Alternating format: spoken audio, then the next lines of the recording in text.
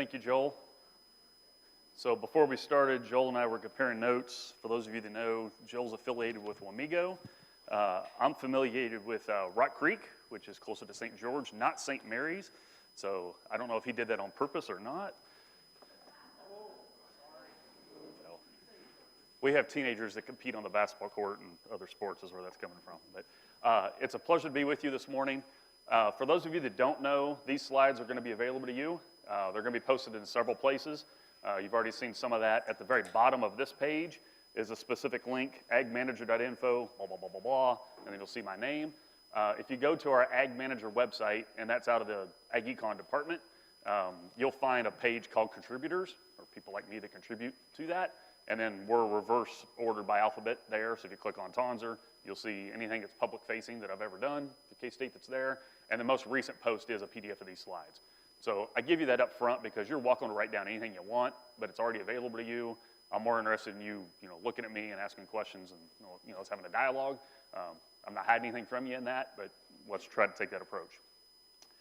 I'm going to pause on this slide for a moment. Joel was nice enough to give me a couple extra minutes, so I might take 3 extra today. We definitely live in a period of elevated uncertainty, right? So I just played my hand earlier. I got kiddos in the Rock Creek School District. I have 3 that I can remember watching cartoons like this, right? Okay, and this is Woody and so forth. And there's a lot of memes you can pull from different Disney and Pixar things. But this whole notion about, look, change everywhere, and one person's sort of happy and excited about it, and the other's starstruck and scared shitless, right? You guys get the point? I would argue that applies right now. There's several that are quite excited about the era of uncertainty we got and that might be in favor of it. And there's others that, quite frankly, are scared shitless, right? I think that is an accurate assessment of where we're sitting at right now. I'm going to do my best to not be political in this. I'm not perfect in that, but I'm going to tell you that up front. I think since I work at a university, I should stay apolitical the best I can. But when it comes to the topic of trade, or when it comes to the topic of USDA market reports, those can quickly get on that front. I'm going to do my best to not do that, but any questions fair game. So you're welcome to ask me anything you want, and it's my job to depoliticize it if I need to. But I included 2 links here just to kind of give you some examples of that spectrum. I probably could have put 40 of them up here just from the last 48 hours. The first one's from the Wall Street Journal. Geeks like me read the Wall Street Journal and The Economist and things like that all the time. But you can see the title, "The Dumbest Trade War Fallout Begins."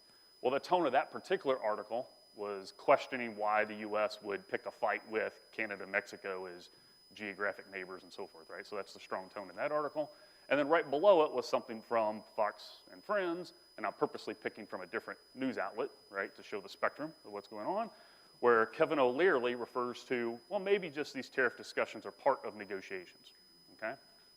I'm kicking this off because we're pretty early in the current administration. We're fairly early in 2025 developing, and there's lots of uncertainty on everything I'm going to share with you for the next half hour, okay? You know that. But before I lose you in some of those details, here's probably my geekiest Econ 101 slide. Now, I didn't put a single equation up here, but it's my reminder to kind of give us some context about how I think through everything that's going on in the marketplace and sort of how that uncertainty hits your bottom line at the end of the day. The first would be I usually joke that I can explain everything except marriage with supply and demand. And even there, I can probably come up with some insights that are relevant, right? But on the supply and demand front, geeky, overtrained economists like me, we think we can explain price and quantity outcomes if we understand what's going on with supply and demand. I would impress on you here early, February 2025, there's more uncertainty on both supply and demand in the pork industry than we've had in the past. I'm going to interject into here, I think there's more uncertainty on demand than supply, but they're both far from certain. The politics around USDA reports and exactly how big pig crops are and so forth is part of the uncertainty on the supply, and I don't want to ignore that, but I want to impress on you, I actually think the demand uncertainty is the bigger deal, right? That'll hit your bottom line more, and I'm going to belabor that, and I hope you think that fits with why I was asked to be here, and I'm going to talk about pork demand a fair amount on the back half here. The second bullet pointer, kind of in the middle of the slide, is most of you are either directly or indirectly affiliated with live animal production, right? So whether it's weaned pigs, feeder pigs, market hogs. I grew up on a farrow to finish operation in Northeast Missouri, so many moons ago, that's where I came from as well. way I think about the relevance for pork demand for your operation, or if you sell inputs to those operations, whatever the case is in the room, is we got to remember that everything in the live animal segment, when it comes to the demand for those animals, is derived from the end user. In this example, we are end users. So if I eat bacon or you eat pork chops or whatever, you're the end user, okay? And the sources of that end user demand is through 3 different market channels. So at-home consumption, primarily through grocery stores, retail channel for at home, away from home, so think restaurants, right? So that's the food service channel. So we have 2 main domestic channels, and then foreign demand, right? And whether that's Mexican buying U.S. pork or if it's Japan, whatever it is. But export, domestic food service, domestic retail combine to describe that end user consumer demand, and the demand for your live animals reflects the strength of that net pork demand, okay? So Econ Demand 101 up front there with no equations. And then the third one here is what we think we understand about supply and demand is a function of what the market information environment is, okay? And there's several in the room that are younger than me, which is a nice way of saying I'm getting older. I've given a lot of these talks. I was born in 1980, if you want to peg me, whether that makes me young or old, just to kind of timestamp this. But over 20 years ago, LMR, Livestock Mandatory Reporting, came about. So it was implemented in 2001. A lot of the politics for that, for those of you that are more seasoned than me that remember, was 1998 was not a fun period in the hog industry. Lots of discussions about asymmetric market information led to USDA having more market information available, mandatory by law, to it than it did before. We could talk all day about that, and I try to help AMS improve that system over time. But I want to tell you up front that I think the market has a lot more information today than it used to because of that. No one report is perfect, but it's better than it was before that, is the point of that comment. But the second part is there's different levels in this industry, right? So we got wean pig, we got feeder pig, we got market hog. You can keep going down to, you know, processed bacon or not, right? We could break this in lots of different ways. But even just within the live animal piece, most of the mandatory price reporting stuff is market hog or pork, wholesale pork, not feeder pig and wean pig. So I would argue the quality of the information we have to work with is the same on feeder pigs and wean pigs versus market hog. That's not a call to action to make it equal. Please don't overreact my comment.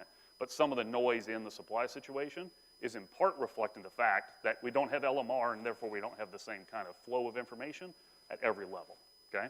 That's all I'm going to say on that specific point, unless something comes up in Q&A. But at the end of the day, those all impact the market relationships we're forming. That's probably the geeky slide I got for you today. Hopefully it sets the stage a little bit. I want to pause on this slide here and give a shout out to a colleague. Most of you probably know Lee Schultz, formerly at Iowa State University. Disclaimer up front, I was Lee's master's advisor at Michigan State, and he came here and got his PhD, so academic inbreeding disclosure for you there. But I think the world of Lee, right? And there's not a lot of quote-unquote farm boys that are ag econ that try to help the meat and livestock space, so you're going to run into Lee and me and others in that space. But he and one of his PhD students, Ezra Butcher, have a working paper, and it's cross-linked on this. The link I included here is from Iowa State, but you can also find it on National Hog Farmer in a couple places. They've already talked about it. But it's very useful research that I'm going to use to drive home the point that pork demand matters to the live hog sector. And specifically what I have up here is a few of the findings from the report is when we change wholesale pork demand, and please remember I tried to illustrate earlier verbally, wholesale pork demand is a function of 3 sources. Foreign demand for U.S. pork as well as both away from home and at home here domestically. So the net of those 3 gives us wholesale pork demand. But if we can bump up wholesale pork demand by 1%, Ezra and Lee estimate we will observe a 0.7% increase in market hog prices. So any investments we make that boost wholesale pork has that benefit for you if you sell barrows and gills, market hogs, right? Go further, we would actually expect younger, lighter weight animals to see a further increase, and that's what's up here. More benefit from demand increase because it's earlier in the supply chain, less adjustments can be made. We don't change the weight per se on a 10 to 12 wean pig like we do a market hog, right? There's other levers to be had there in the market hog place. So you can see up here a 1% increase in the market hog price has a sort of multiplier benefit of almost a 2% or more than a 1% increase, depending on whether we're talking feeder pig or wean pig. I'm not going to defend their methods. You guys don't care about that stuff here today. I'm trying to give you some examples that when we increase, in this case, wholesale pork demand, we expect market hog prices to go up. And when we expect higher market hog prices, we expect lighter weight earlier in the production system hogs to go up. It's a call for you will benefit if pork demand goes up, real simply, okay? All right. Now that these things are derived, and this is a derived demand, because that primary demand, the original source of demand, is the end user. Me eating bacon, you eating pork chops, and so forth is the original source of that pork demand. The derived demand is what I'm alluding to further in the chain for live animals.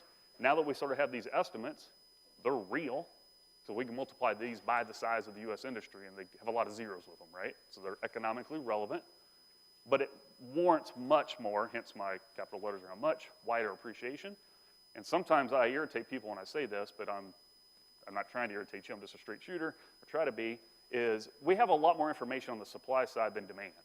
We have a lot more efforts to count the number of pigs, right? Or to monitor feed efficiency and those kinds of things, and we need that, there's value in that, I'm not trying to take that away, compared to how much the public values the pork items.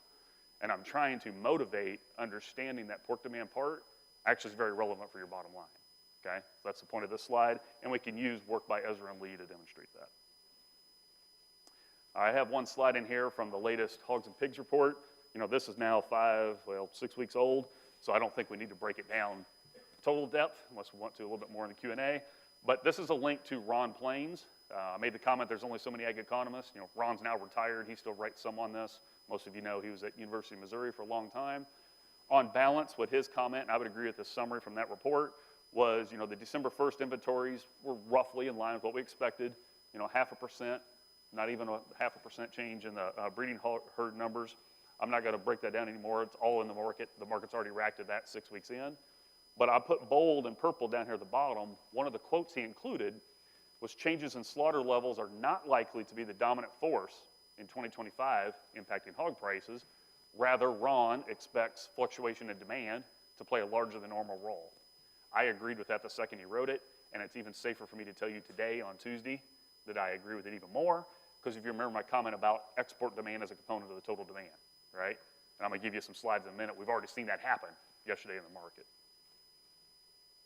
This is the first of those. So I have, I think, 3 times in these slides the same header. Open markets reveal differential impacts. I've added the term open for a reason, because not all markets are equally open around the world, and I don't know if we're going to be open going forward the same we've been in the past, right? Again, that's not my call, but I'm highlighting that for you. Markets, when they're open and allowed to operate, will reveal outcomes. And yesterday, the CME contracts took a much bigger hit on hogs than anything in the cattle complex, as an example. And the reason I'm going to highlight that one is most of you know I also work a lot with the beef cattle space, so I track lots of these different things. But the hog industry is more exposed to export demand than the cattle industry. Sidebar, Glynn thinks they both need to be more exposed for global demand in the future if you want to grow and sustain the industry. We can talk about that more if you want, but just looking at the market reaction yesterday to what was occurring, the hog industry took a bigger hit than the cattle space. That shouldn't surprise us if you have an industry that's already more reliant on exports, okay? So when you look through these different contracts, more deferred out, they range from 3 to 4% pullback yesterday. Those of you who are watching your phones, we opened the market a little bit up this morning, but not enough to offset that. So the net so far would still be down, okay? I have about 5 slides here I've actually borrowed from Lee. I gave you the proper disclaimer. I think the world of Lee. I don't think there's a reason to regenerate all this stuff. Some of you might have been at Iowa Pork Congress. The most important part of these next few slides is note they're dated January 22nd, so pre some of the most recent announcements, but definitely post the December Hogs and Pigs report kind of information. On the middle of January, specifically the 16th, for those of you that got better eyesight than me at the very top, January 16th is the date of this slide Lee pulled together.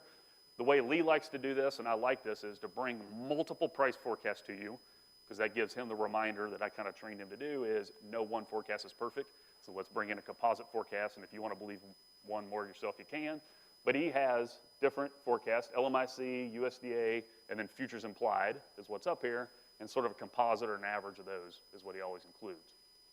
As of the middle of January, and then I'm going to adjust it for you here in just a second, he was forecasting the composite from these 3 sources is maybe we'll see lean hogs up 4% here in 2025. Now that varied quarter by quarter, but if I can get the laser to work, that's what this is right here. So these are quarter by quarter numbers. The year is in yellow, and the net of that is 4% higher was forecasted compared to before. And for context, 2024 was about 4% higher than 2023, okay? So the middle of January, maybe additional gains in market hog prices was the consensus forecast. Now I have to adjust this for you because when I finished these slides last night, or late yesterday afternoon when after the market closed, depending on which of those contracts I pull, and therefore which of these we look at, the CME, which is this one right here, was down $2 to $4 a hundredweight. So very quickly we get to a flat scenario, okay? So updating Lee's past efforts to right now, my best guess at the moment, without looking at my phone to see what's happened in the last 12 minutes since I came up here, is no change from last year. The market signal yesterday took small gains off the table, okay? So I would change that to a 0, maybe up 1% sitting here right now with you. But please note that's just the revenue part or the output price side for market hogs, not profit yet because I haven't said anything about cost, okay? Lee for several years and John Lawrence before Lee at Iowa State University maintained this profit series. This goes back, it goes way back before 2009, but this chart starts in 2009. You guys have seen a lot of versions of these. I'm going to jump to the reminder. 2023, everybody in this room knows was not fun, but for context, the average estimate return was a loss of over $31 per hog here in 2023. Took a lot of equity out of the U.S. hog industry at that point in time. I would argue it was actually worse than the 1998 because of the duration. We could talk about that longer if you want. 2024 was basically a break-even year. Started bad, finished a lot stronger than we expected, okay? 2025, when these were done, projected January 16th, was projecting maybe a $10 positive return. Again, I know I talk fast, so I'm purpose to repeat things sometimes. Is the CME $2 to $4 off? Take that times 2 to get to the value per head. We take that $10 to down to +1, maybe +2. So now this same exercise, if I update it from futures market adjusted to now, would be projecting a break-even year for 2025, right? So middle of January plus $10, we've taken roughly 8 of those off the table, basically in the last trading day, okay? That might be different tomorrow, but I'm updating it based upon what happened yesterday. Core to my point here is, and I don't like talking about the 2023 series. I reminded those of you that don't know, I came from a fair to finish hog farm in Missouri. My high school graduating year was 1998, so I mean, I remember those things in a different way. You can't help but remember them when that's the case. We've had a whipsaw in the equity in the hog industry. These are cumulative returns per that Iowa State series. So cumulative returns were very good through 2022. They peaked in August, and then we had this nasty pull down, many months in a row of negative returns, which eats at equity, right? When Lee updated this in the middle of January, that same series, this builds on the last slide, he's projecting when we got to August of this year, we'd be back to net zero cumulative. In other words, the end of 24 was better than we expected. Most of 2025 was going to be a positive return. That would get us back to a net zero cumulative situation was the expectations. If, in fact, because of the pullback, that says 2, that should be $2 to $4. I failed to update one of these text boxes. If, in fact, we went from plus $10 to maybe plus 1 or 2 here in 2025, we will not hit this break even in August. It will be later in 25 if it happens in 2025, because we were already expecting the back half of 25 to be a loss, okay? So the average person in the industry is probably not going to get their cumulative returns back, certainly by August, current forecast, and if they do, it may not happen in 2025, okay? Core to this story is what's happened with cost. I am going to focus most of my time on demand, but at the end of the day, it's sales price relative to cost gives you your margins. Inflation at work is the point here. I got a couple slides on inflation. Before the pandemic, so go back to 2016, 2019, kind of an average cost over that period of time was $64 per hundredweight in this example fair to finish Iowa series. When we got here to 22 and 23, $95 to $97, the cost of almost everything in the system was a lot higher, right? And this was economy-wide inflation at work. This is a core reason we had those nasty returns in 2023 in particular. The good news is since then, we've had at least a $10 reduction in cost. This isn't good if you're a Iowa corn farmer, but it's good for this part, right? Okay? So the hope for improved returns so far is largely on cost savings. So I'm trying to impress on you. right? This is a nasty slide. USDA NAS tracks input cost on lots of things. This is not specific to the pork industry. It's kind of an ag bucket, and I'm not going to break all these down. I'm just going to make a couple quick comments. November of 24 is the latest data they have, so I put in purple here. The percentage changes are November of 23 compared to November of 2023. Most importantly, the feed grain numbers here are quite a bit cheaper, 30% or 8% if we're talking complete feeds and so forth. So the feed grain side of things has improved the cost situation. If you're buying feed and grain, that's good. The things that are sticky, that are still going up, maybe not as fast as they were, but they're still going up, often come back down over here to labor. So in this slide, a red arrow going up is not good because it's affiliated with your cost going up. A green arrow going down might be counterintuitive, but cost going down is good for you, so that's why it's green. So we've had improvement on the feed and grain side. We continue to see higher labor rates, and I don't see a real reason to expect that to change. We can talk about that if you want, but I think those that manage labor differently are going to have an advantage is the point of that. And to the far right, there's a lot of uncertainty on interest because I think we've elevated uncertainty about whether or not the Federal Reserve is going to change interest rates or not. Quick point, I think we further delayed. If they are going to cut, it's further in the future if it happens now. So if you were expecting a pullback in borrowing cost, it's at least delayed compared to if you had me up here 30 days ago. All right, this is a reminder of a slide I showed earlier. This is my segue into some demand points. Please remember I try to clarify, if you're in the live animal side of things, the demand for your animals is derived from the demand for pork, okay? Keep that in mind. That's the motivation for what we're going to do for a minute. So now let's look at cutout numbers, and then we'll get real geeky for a moment on demand. Most of you follow or at least aware of USDA's cutout information. This is a chart from LMIC, and I should clarify, this is the Livestock Marketing Information Center that's from Denver. There's also one here at K-State. Don't get them confused. The one that's based in Denver, K-State and a lot of other land grants are members of. They pull a lot of USDA information. They build charts like this so that I don't have to do the same thing and we don't repeat efforts. But anyways, I'm going to give them credit. That's where this slide's from. I'm purposely bringing you the slide dated January 24th because I wanted to bring you one that was a little bit pre-trade shock to clarify the points here for a moment.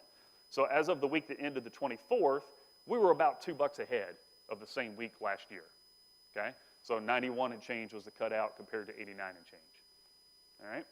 Over to the right, I'm just pointing out for the month of January, we had a mixed bag based on the primal. So the loin continues to be a challenge. It's down. Butt, rib, and ham were up, hence green on here, and belly and picnic were flat or not enough to have a change. So mixed bag. The point of this comment right here is if you stop at the cutout level, and that might be sufficient for understanding aggregate market hog demand, it really misses the nuance on the sources because not everybody eats equal proportions of what comes off every barrel and gill. My household eats a lot more bacon than it does ham, as an example, okay? Everybody in this room has a different version of that. We sell everything eventually, right? So they all get consumed, but the sources of demand vary a lot at the primal level, in cut level, and gets aggregated to the primal level. Loin continues to be a challenge. The reason I start with the cutout is to make this point, and I'm going to let you stare at it for a second while I take a drink, is these are trends in the cutout information since 2015. They're the exact same charts except for the one to your left, the one I have in red over here, is in nominal, so not inflation adjusted. So if you were to pull up a history of USDA's reports, you would pull down these numbers, okay? The ones to the right are in real terms, or they are inflation adjusted. That's the only difference in these two charts. Each number on here corresponds with an annual intersection, so these are scatter plots, between cutout volume, specifically number of loads, and the value, whether it's nominal or real, which is on the vertical axis. I put this ugly yellow bar to hopefully make this point more visually easy for you to see, is when you look over here in nominal terms, we had 2021 and 2022 that were both above $100 cutout. So I put the yellow bar just below 100 so you can see that, right? Everybody sees these two dots are here. When you come over to the right and we look at these in an inflation-adjusted terms, nothing is above the 100. And in fact, there's only one case above 90, and that was in 2021. So this is not fun to say, but it's my job to hopefully clarify. A core reason we had quote-unquote higher pork prices in 21 and 2022 was inflation. The value of the dollar was declining The dollar didn't go as far. Many things in our economy had a higher nominal dollar with it. It's part of the reason your cost went up by 20 bucks per market hog a few slides ago, right? These all hopefully tie together, okay? The second point of this is I hope to impress on people the rest of my days trying to give these talks, we need to think through inflation-adjusted terms to understand true demand patterns. Because you can have times when it looks like something's getting better just because nominally it's going up, but you're actually not making more money because everything you're buying to produce that is also going up, okay? So we need to look through an inflation-adjusted lens. 4 years ago, I didn't have to worry about that. I told you earlier, I'm 44. I'd given talks for a dozen years, and we never had more than 3% inflation, right? I mean, it was flat inflation, so conceptually I would argue it mattered, but pragmatically it was small. We lived through a period of 6 to 10% inflation, depending on who you talk to. It became a real deal, and this distinction hopefully clarifies to you that it was a big deal. Now, the other reason I include this slide right here, this is the same one I just showed you, but now it's blown up. This is the inflation-adjusted numbers for the cutout, and now we have these ugly red arrows.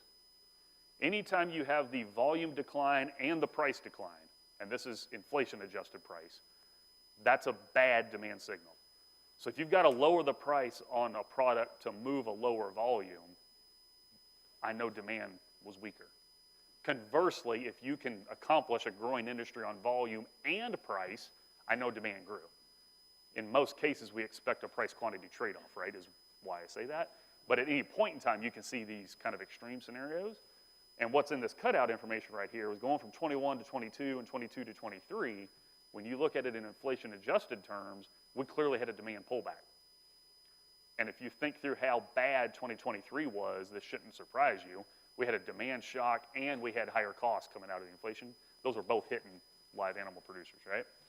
The good news is, and it's a shorter green arrow, but comparing 24 to 23 is an example to where it looks like wholesale level, because this is pork cutout, we actually had small pork demand improvement because the volume on this chart went up a little bit and the price went up in inflation-adjusted terms. So it's not a big improvement, but it's in the right direction. So that's good to talk about. Okay? So now I want to say this up front to hopefully not lose people.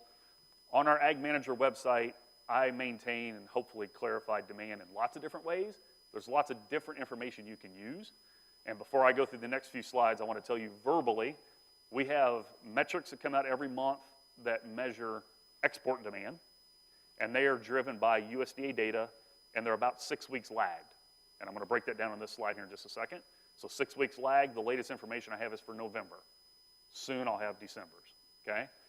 We also put out USDA-based data on domestic demand. So again, foreign demand is different than domestic demand. That's 6 weeks lagged. So the most recent I have available is November.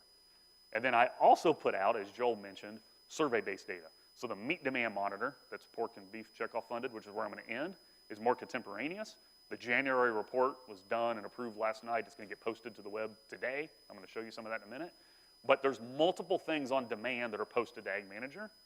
Export demand, domestic demand, both of them from USDA that are lagged by about 6 weeks. And then survey demand, that's from the meat demand monitor, that's more recent. It's easy to get this confused because there's a lot of demand information, but I want to tell you that up front because I'm linking to all of it, and when you come back and look at these notes, hopefully that makes more sense. This slide, and the next two after it, are on foreign demand for U.S. pork, okay? This chart starts in 2010.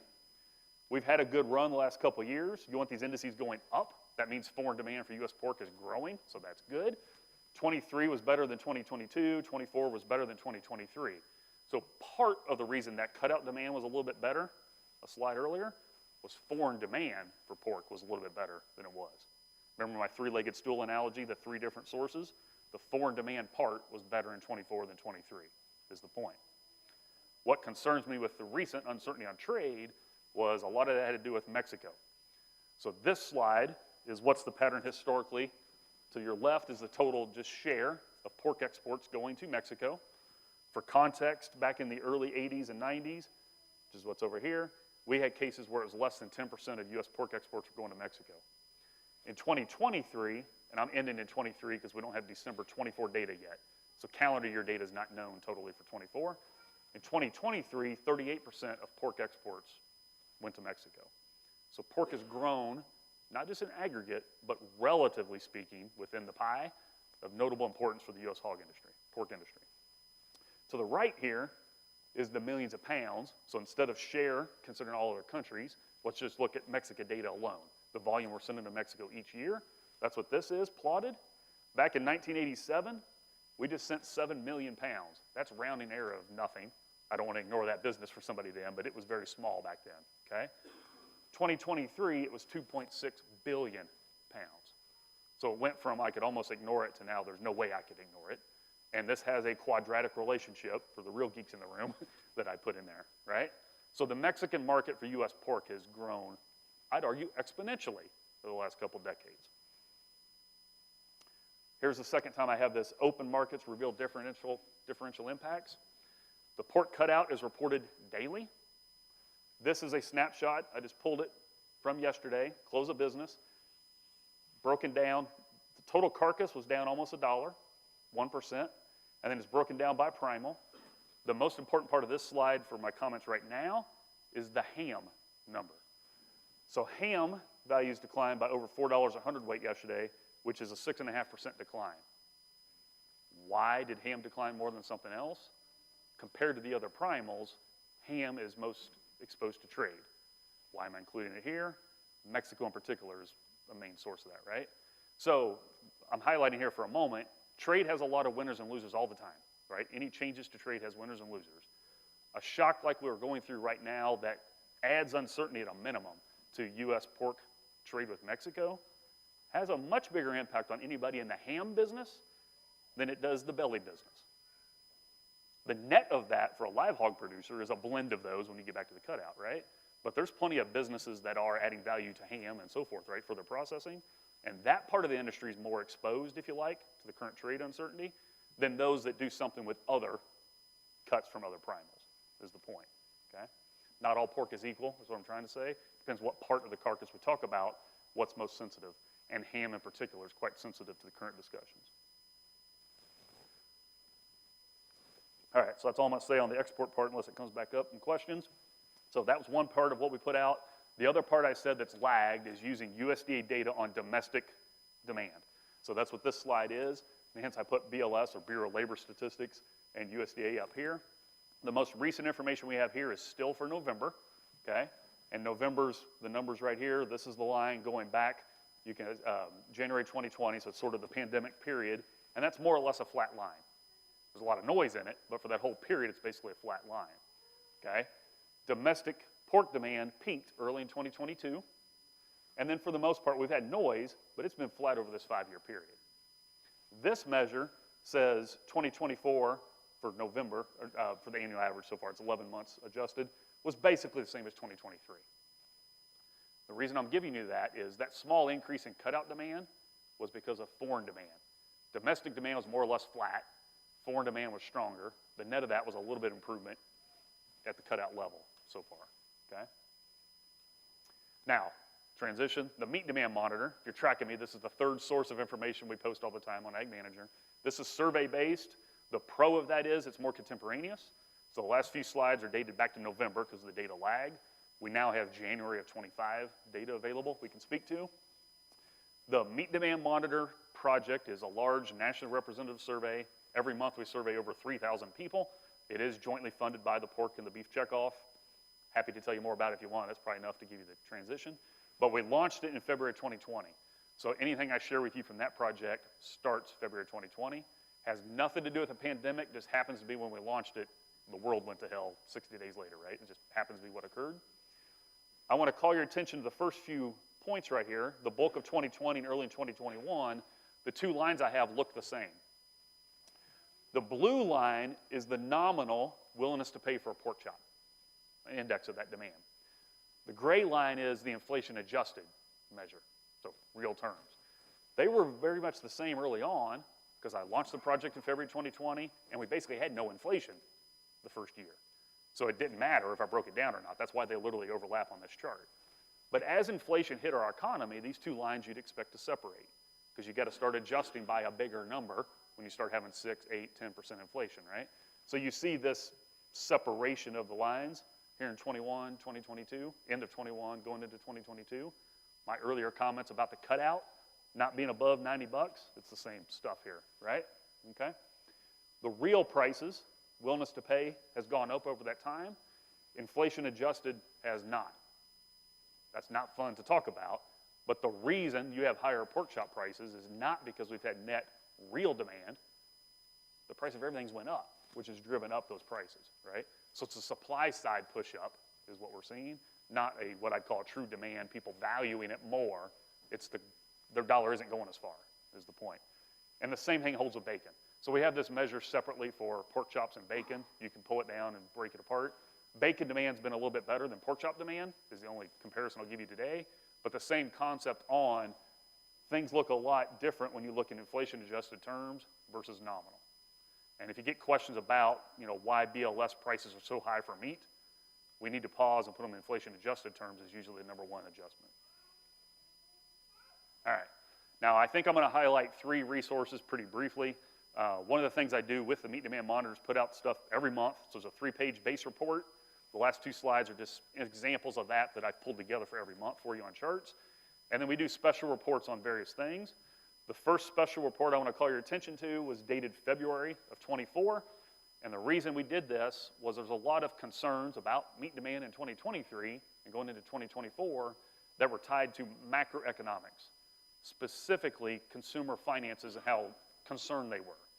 Financial sentiment about whether your household finances are better or worse than last year was the question. One of the things we've asked every month since we launched the project is narrowly, are your household finances better, the same, or worse than last year? Tell me one of those 3. This is the January 2025 data that's in front of you. And we started this year with, let me get this to work, 19% telling me their finances were better than in January of 24. Almost half, 49% said they're basically the same, and nearly a third, 32%, said they're worse. Okay? I will tell you those are actually slightly better numbers on balance compared to January of 24. But I would love to see more people say things are improving. It's still the minority that say their finances are better. Okay? That's point number 1. The point that matters for the pork industry is the second bar. So right here is pork, and I got these color-coded, right? 3 different bars. We ask every person in the MDM, the very first questions, once I make sure you're over 18 and that kind of stuff, you're eligible for my survey, is what did you have for breakfast, lunch, and dinner yesterday? And where did you have it? And a lot of geeky questions around that. But at the end of the day, I know for every person, did they have pork for breakfast? Did they have pork for lunch? Did they have pork for dinner? I actually know if it's bacon or chops and other geeky stuff, but let's just say pork here for a moment. So for every person, I have a 0 to 3 count on the number of meals yesterday that had pork in it. You guys follow me? These numbers are the averages for these 3 groups on the number of pork meals yesterday. And if you tell me your finances are better, which is 19%, 0.65 is the number up there if they can't read it. So that group had pork in 0.65 meals yesterday. So not a full meal, right? But on average across the whole country. The most important part of that is how much bigger they are than the other 2 groups. So if your finances were the same or worse than last year, you told me 0.45 meals. So they're a third less. You're having pork a third less often if you're in that group versus if you tell me your finances are better. This is not unique to pork at all. If you look at the other major species, the blue bars all have bigger numbers with them, right? Meat tends to be an expensive item in our food bucket. So when you're confident your finances are improving, you're more willing to pay up and have meat, right, is the point, and included in meals. We could break this apart a lot more, but the macroeconomics of this were really big in 2023. I continue to watch it. And to the extent we have tariff disruptions, that's going to be important to watch here in 2025. The second part of this is the same thing, but looking instead at pork meals, look at foot traffic. So I also ask every person, and I won't tell you the geeky ways we do it, but we estimate how much they spend at home and away from home on food at the weekly level. And I want you to note the far right of this, for those of you who can see it, is in January, those that say their finances are improving or better than a year ago spend on average $91 away from home on food. Compare that to $55 for those that say their finances are worse. We've seen this for about 18 months. The number one change people make if they're worried about their finances, they don't go out to eat. Foot traffic in restaurants goes down. Again, this is not unique to pork, but the number one change is you make the food yourself. You go to the grocery store, and that's why these differences on at home are not as stark. Both of these are lower than they are for those that are optimistic about their finances, but the trade-off is mainly a foot traffic to restaurants. Okay, you guys following me? All right. Second study you can pull up if you want. By way of participation, raise your hand if you're aware of the National Pork Board's kind of pending new marketing efforts. All right, hands down. Now, everybody else raise your left hand. That's all right, make sure we're awake, that's good. All right, so the National Pork Board in 2023 started the process of a big deep dive into consumer segments. And I was one of the geeks trying to help coach them through that. And the consumer segment idea is we have a large country and we're not all equal. And I don't mean winners and losers. I mean we don't buy pork the same, we don't buy the same cuts and so forth. I would argue this room is very diverse on that story. Remember my comment earlier about my household buying a lot more bacon than ham? That's one simple example of that, okay? So a lot of their work broke down the country into 7 groups. And you guys can read the names of that and so forth later if you want. But one of the things I did for them, or with them I should say, is use the MDM data to cross-affirm, cross-evaluate their segmentation argument. So there was nothing about the meat demand monitor that was built for the segmentation purpose, but it's a resource, a second data set we could use to confirm their external data, basically, and we did that, is the punchline. So the special report, if you want to pull it up, if you want to cross-confirm some of the pork board's work, is the point of this comment, is March through September of 2024. I used all the MDM data I had for then, and more or less said I come up with the same size of segments that their external third-party group did. So think MDM data validated their segmentation, is the point. An external data set validated what they say about the US public, is the first point. The so what part is this slide, and then you can pull up the full report and read more if you want, is I want to remind everybody demand and consumption are not the same. So my prior day meal inclusion number told you nothing about the price and the value of the pork products. That's just a frequency count, and I'm all for more frequent, but that alone doesn't tell me demand went up. Because if you gave the pork away to accomplish that, we may not have had a boost in demand, right? So this distinction between demand and consumption is really important, and it's revealed in this segmentation effort. Those that consume pork most often yesterday fall into one of 2 groups, something called the culinary adventurers, which is 19% of the public, or confident meat eaters, which is 21% of the public. This confident meat eaters group is much more likely to be older and Midwest and Caucasian.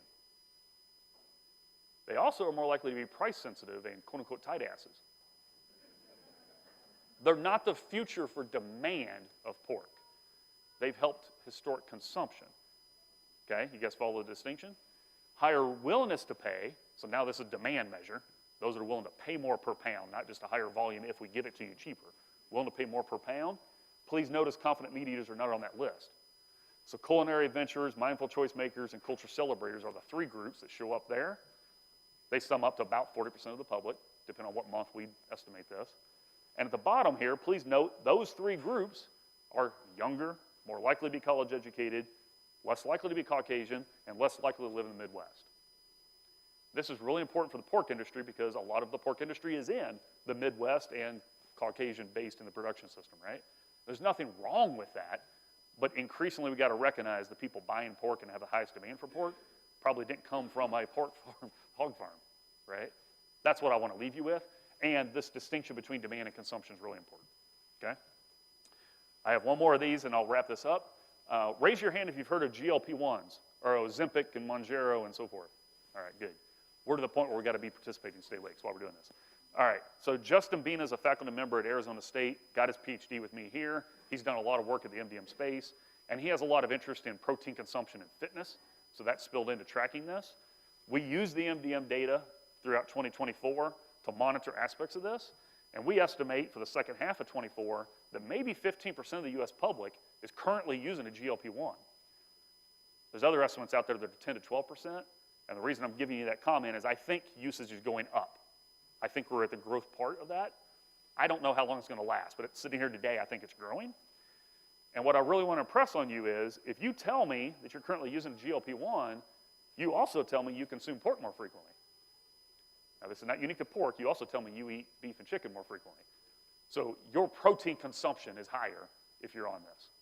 That shouldn't surprise us if you recognize what's going on with some of the uses of GLP-1s is increased protein consumption, less sugar and others, right? That's part of the shift that goes on nutritionally when you're on these. I'm not saying these are good or bad, it's not the point. I'm trying to highlight this is something that's very much worth watching in the entire food space in 2025. And initially, it looks like it's a good thing. This is a supportive tailwind for meat demand that we got to watch. All right, Joel, I'm wrapping up. I got like 3 slides here. Remember I gave you this slide earlier? Uncertainty on trade. The point of trade is comparative advantages at work. And we usually talk about it in country A versus country B, or US with somebody else, right?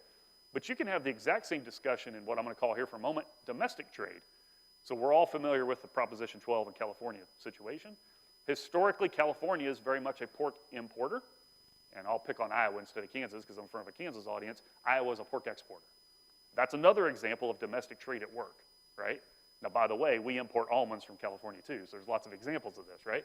But in the pork complex, the exact same discussion we were having earlier with the US-Mexico relationship or so forth applies on things like Prop 12.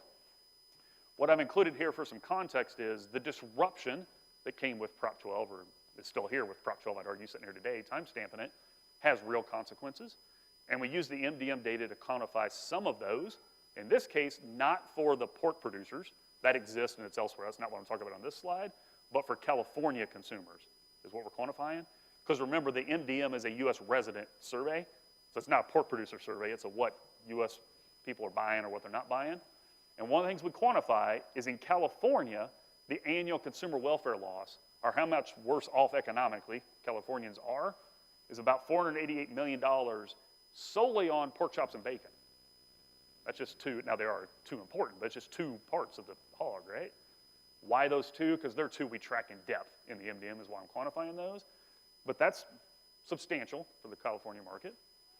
And it's also important to recognize those losses are disproportionately borne by lower income.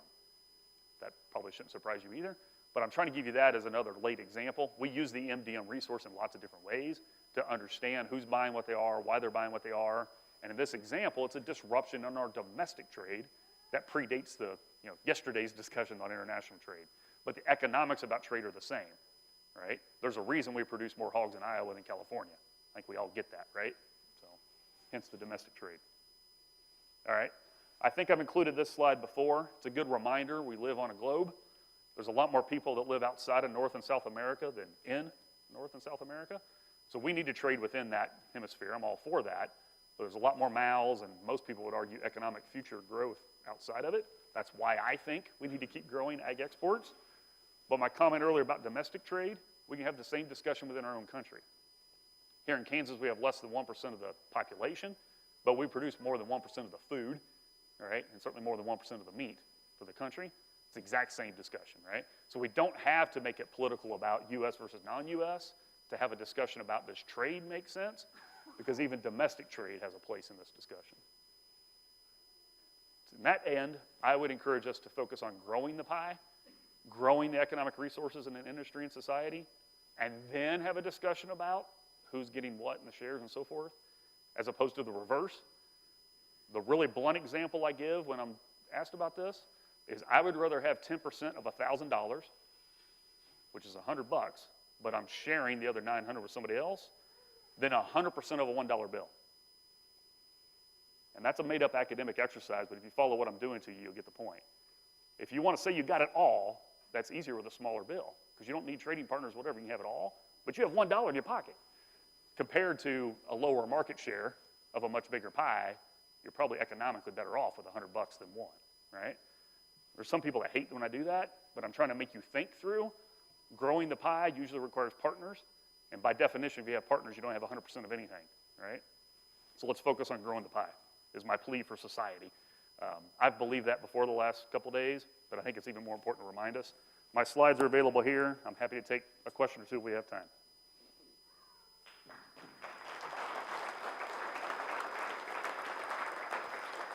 Yeah, we have time for a couple questions. Yep. Will the tariffs create volatile swings in purchases, say, like Mexico? If they know tariffs are coming 30 days from now, well, they come in and buy loads of hams, different products like that, and they create fluctuations in demand. Yeah, so the question was, do I expect we're going to see more fluctuations in purchasing because of the tariffs and the uncertainty with it? For example, what other countries bulk buy right, and so forth? Short answer is yes. I think we've already seen some of that. I think we saw some of that with U.S. residents in December. So I'm going to answer this way to get away from ag for a second, and then I'll give you an ag-specific one, is initial data for December consumer purchases was things like appliances were being bought more than we thought. Some U.S. households might have been trying to get ahead of tariffs, right? If I'm going to buy something the next 90 days and I think I can do it before there's a 10 or 20% tax on it, it's rational to do that. I would argue some U.S. households have already done that. Your question specific to ag, yes, that's exactly what I would expect to happen, is more chunkiness in purchasing. As you add uncertainty about tariffs, either their existence or their schedule or their magnitude, that's exactly what I would expect to occur in both directions, right? So it adds volatility, if you like, to the system. So yes is the simple response. And short term, that's rational from the buyer's perspective. Yes, Bradley. Is U.S. pork demand in a state of problem or state of crisis, in your opinion? And the second part of that question is, what, those of us that are stakeholders in live production, what recommendations do you have for us to engage? Yeah. So comment or question was, is U.S. pork demand in crisis or not? Or what term would I use and what suggestions would I have? I think consumption is stable. I think demand is stagnant. That's a little less emotional than the terms you gave me.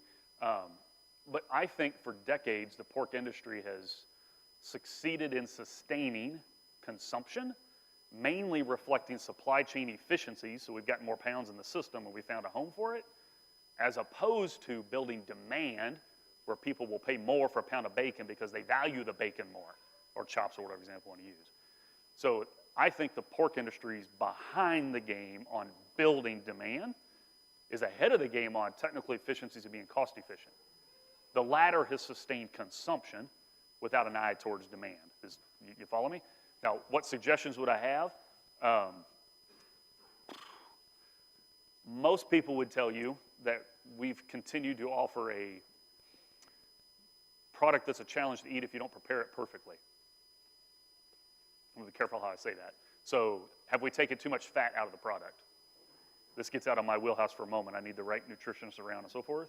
But it's not it's pretty easy to find consumer panels and so forth that would say, particularly things from the loin, are too dry and tough now.